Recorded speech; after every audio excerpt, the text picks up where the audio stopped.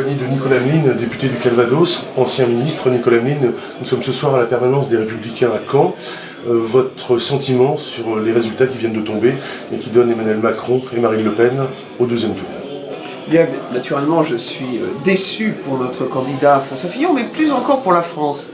Car je crois que François Fillon avait, et de loin, le meilleur programme. Mais on a bien vu la campagne, elle a été largement, comment dirais-je, détournée peut-être, en tout cas déviée des enjeux qui me paraissaient être au centre de ce débat. Enfin, les résultats sont là, c'est la démocratie, mais je voudrais d'abord saluer quand même l'engagement de la France qui a soutenu, à travers François Fillon, un certain nombre de valeurs qui doivent rester au cœur, naturellement, de la vie politique et nous allons nous en charger. Qu'est-ce qui fait que nous en sommes arrivés là, selon vous? Je crois qu'il y a eu plusieurs critères. En tout cas, nous allons y travailler, nous allons regarder, parce que, bien sûr, il y a eu les affaires. Mais je pense que Emmanuel Macron a bénéficié d'un concours de circonstances tout à fait particulier, avec le retrait de François Hollande, avec le fait que Alain Juppé, Nicolas Sarkozy aient été éliminés de la primaire, avec un affaiblissement aussi, objectivement, de la gauche avec Benoît Hamon. Donc il y a eu un certain nombre de choses. Mais il faut que nous regardions cela, et surtout que nous regardions comment, dans l'avenir, préserver d'abord pour les législatives, ça va être un grand sujet, les valeurs qui sont les nôtres, les engagements, car ils restent d'actualité.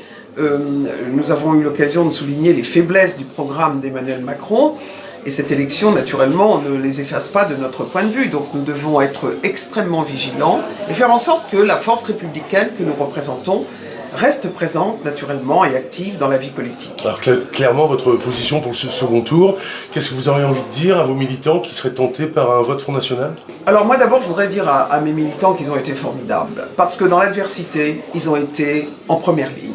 Ils ont voulu défendre une France courageuse, active, forte pour elle-même et aussi forte dans le monde. Et je voudrais leur dire que entre les faiblesses que nous avons pu déceler dans le programme d'Emmanuel Macron et l'aventure que propose Marine Le Pen, il n'y a pas de choix. En réalité, il faut être effectivement dans le vote républicain, parce que sortir de l'Europe aujourd'hui, sortir de l'euro, sortir de l'OTAN, réduirait la France à même pas à une puissance moyenne, à un pays qui n'aurait plus du tout les moyens d'agir.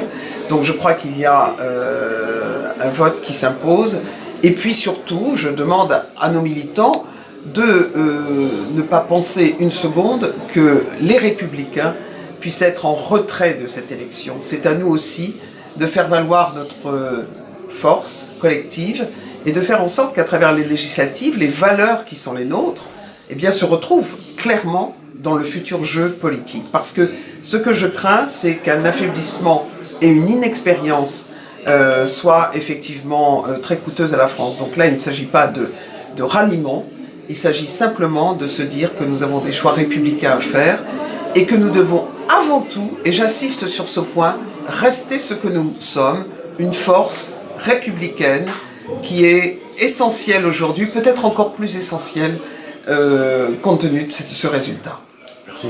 En compagnie de Christophe Le Foll, secrétaire fédéral du Parti Socialiste, vous étiez vous-même soutien de Benoît Hamon. La défaite est difficile à accepter ce soir, en tout cas le score de Benoît Hamon.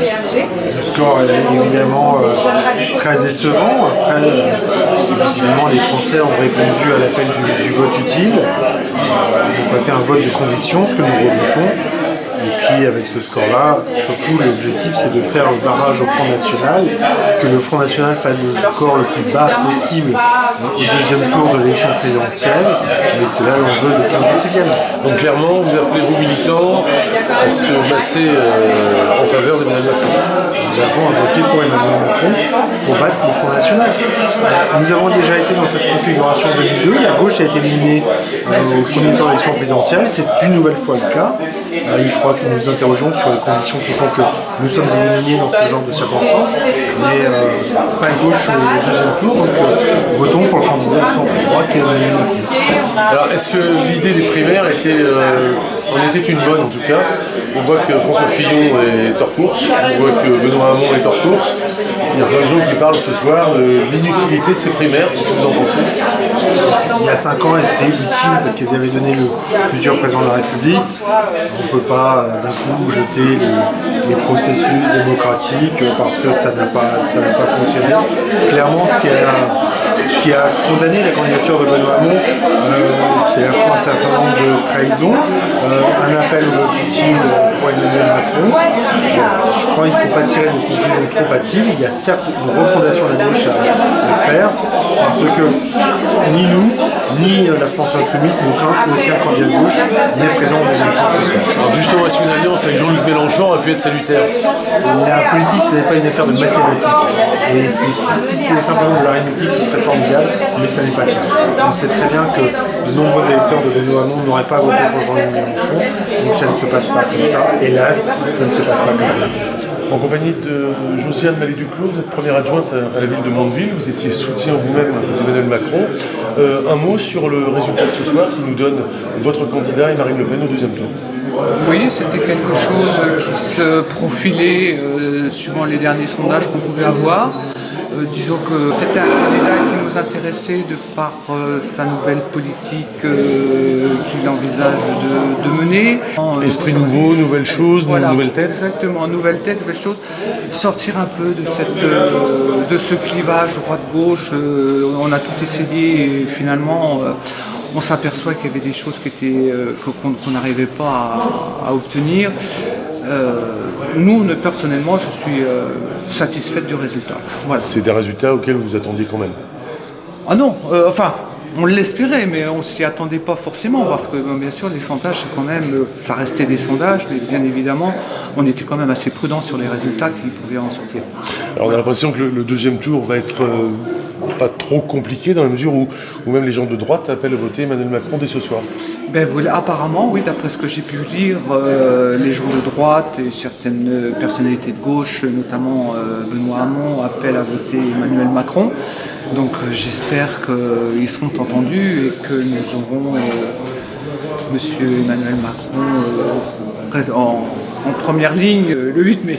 En compagnie de Christelle Le Chevalier, vous êtes secrétaire départementale du Front National, conseiller régional. Oui. Marine Le Pen est au deuxième tour ce soir, satisfaction? Oui, grande satisfaction.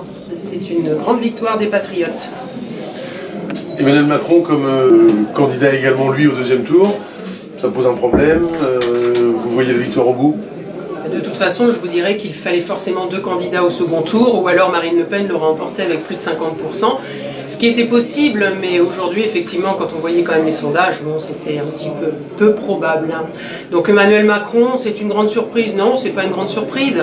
Mais Emmanuel Macron, il ne faut tout de même pas oublier que c'est quelqu'un qui est quand même pour la fracture sociale, je dirais, hein, qui est pour la dilapidation de notre pays. Et j'espère que ce sont les patriotes qui vont avoir le dernier mot et qui vont bien arriver à se faire entendre de par les urnes, eux qui sont pour notre souveraineté et le retour du plein emploi et le retour simplement d'une sécurité sociale, le retour de notre grand pays tel qu'il l'était il y a quelques années. Est-ce que le score de Marine Le Pen vous satisfait ce soir? On aurait pu penser qu'il aurait été un petit peu plus supérieur. Effectivement, je pensais qu'il aurait été un petit peu plus supérieur, mais moi j'ai pour habitude d'être assez optimiste et je suis vraiment toujours très très confiante. Je suis vraiment très confiante en notre candidate. Voilà, mais c'est malgré tout un score assez quand même impressionnant, puisqu'il n'y aurait qu'un point qui séparerait Emmanuel Macron de Marine Le Pen. Alors le fait que les candidats en lice ce soir appellent à voter pour Emmanuel Macron, ça vous pose un problème? Vous pouvez inverser la tendance? Vous avez pleine confiance pour dans 15 jours? Bah écoutez, une partie des autres candidats en tout cas appellent à voter pour Emmanuel Macron. Eh bien nous, au Front National, on appelle les électeurs de Jean-Luc Mélenchon, les électeurs de François Fillon et les électeurs de Nicolas Dupont-Aignan, de M. Asselineau et de bon nombre d'autres petits candidats. Eh bien nous les appelons effectivement à nous rejoindre s'ils veulent le retour de notre pays.